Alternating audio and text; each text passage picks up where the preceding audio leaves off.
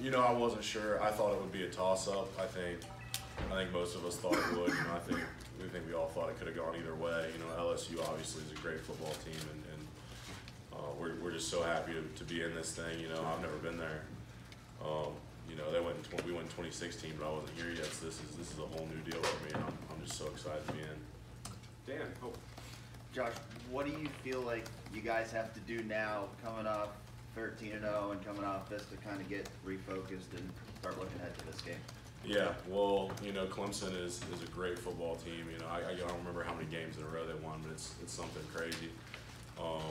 So, you know, we obviously have great respect for our opponent. And, you know, to get ready for this game, it's going to take, you know, as much focus and preparation as we can possibly do in 3 weeks. Have you watched them at all, just on TV over the season? Any impressions of them? Yeah, I mean, they're a very good football team. I've watched them, you know. There's been a couple times where we've had like night games and they've been playing during the day, and I've caught them for, you know, 30 minutes or something. They're obviously, you know, a very, very good football team. You know, but I haven't watched any film on them yet, so I'm real excited to do that. See, hopefully we can get film on them as soon as possible. front row, Bill. Yeah. How much do you think the break will help you guys, Justin getting healthy, probably all you guys getting healthy? How important is that? Yeah, I think that'll be huge. You know, that 3-game stretch we just played was no joke. That was a battle 3 weeks in a row.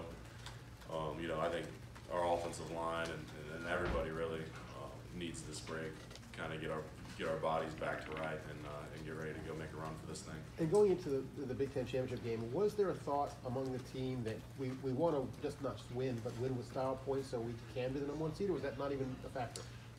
You know, to be honest, I don't think we thought about it, just because, I mean, Wisconsin is a good football team, and you know, we knew it was going to be. I think most of us knew it was going to be a dogfight. You know, I mean, no one's just going to come into the Big Ten championship and roll over. So we knew we were in for it, and honestly, just getting out of there with a win, Big Ten championship, 13-0, that's all we're looking for. Right behind Tony. Josh, people talk about Clemson like they are the one team that nobody should want to play, you know, in the playoffs. Do you feel like teams shouldn't want to play you guys? That they should want to play? That they should not want to play you as well. Yeah, I mean, I'd like to think so. To be honest with you, you know, top 4 teams in the country, I don't think anyone really wants to play. You know, I mean, you do because you're a competitor, but like, you know, when you're looking at advantages for yourself, I mean, all 4 of these teams are great football teams. Oklahoma's 12-1, Big 12 championships. I mean, they're not gonna roll over. You know what I mean? It's all 4 of the teams in this thing are really, really good football teams, and they could go either way for anybody. Front row left, Nathan. Is there any advantage to going into a situation like this as the underdog, the quote-unquote underdog, or are you guys beyond that? You know, I mean, I think it's good for, you know, Coach Day to motivate us, and, you know, Coach Day is excellent at motivating our team, and, you know, I'm sure he'll use every angle he possibly can to get us as pumped for this game as we can be. So. Front row, Tim. What did you guys learn about your team last night with a playoff spot maybe on the line, et cetera? You're down 21-7 at the half. I mean, what came right about y'all in number 2? How does that help y'all with momentum headed into the playoff? Yeah, well, you know, we hadn't really faced a whole lot of adversity so far this season, and I don't think anybody really knew how we would respond. I mean, outside of our own locker room, I think we all knew how we would respond. But, you know, I'm so proud of the way we turned around and came back and just gritted our teeth and won that game. I mean, that was a war now. That was brutal. Yeah. The right, Dom. You guys played a murderer's row those last 3. You talked about that. Coach Day's been amazing at motivating you guys. Is there a little disappointment that you're not #1, and will that give you the edge that coach is always looking for?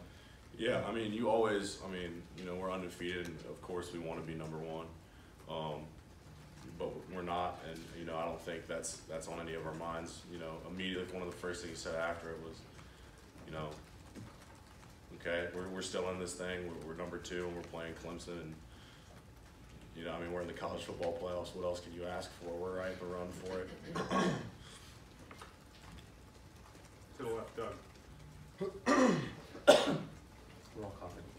Josh, you talked about what a grind it was these past 3 games, but in the first part of the season, a lot of guys, including the offensive line, did get out of games in the second half. Mm-hmm. I asked Coach Day about this the other day, but like, has that done anything for you guys? Did you feel for this stretch run and now the playoff that you were maybe a little more rested from early in the year? Yeah, I think that was extremely beneficial that we got to get some of that rest early on in the year.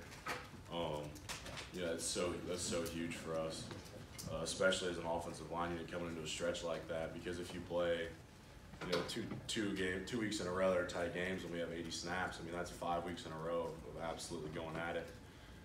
You know, and then finishing it with our 3 hardest games. So that rest that we got the couple weeks prior was huge. It was huge for that run, and it helped us a lot. And just we know what college football is like. The playoff, since Ohio State won it in 2014, has been dominated by Southern teams. Mm-hmm. When you guys head out into the world like this now, you're going to win for yourselves, for your teammates, your coaches, for Ohio State fans. Do you carry anything else of like Big Ten football, you know, north of the Mason-Dixon line, anything? Like, do you want to go show that, like, hey, teams up this way can play? Absolutely. You know, the Big Ten is a great conference, and we want to do our best to represent the Big Ten, to represent the North. You know, Ohio State fans, you know, ourselves, this great university, Coach Day, Gene Smith, everybody. We want to make everybody proud. So, yeah, we definitely want to bring this one home for everybody. Rep behind him, Bill.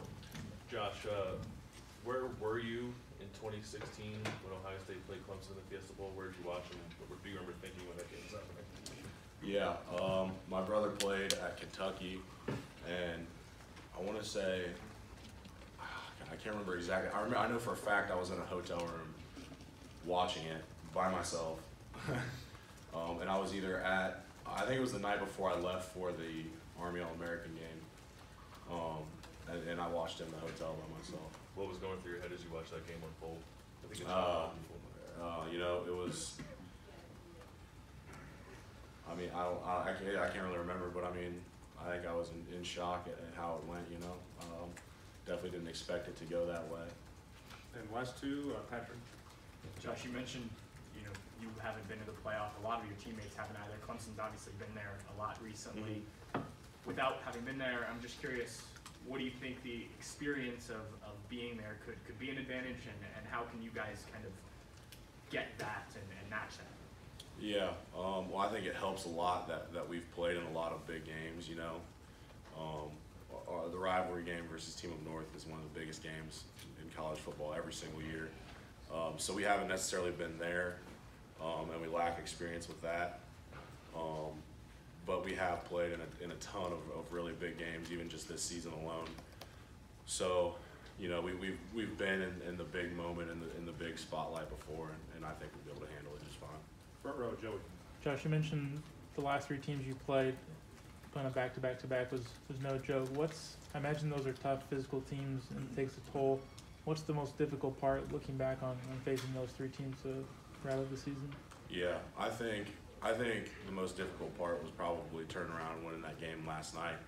You know, a lot of people even picked Team Up North to beat us this season, and you know they were playing really good football there towards the late stretch, and that was a super emotional win, I think, for all of us.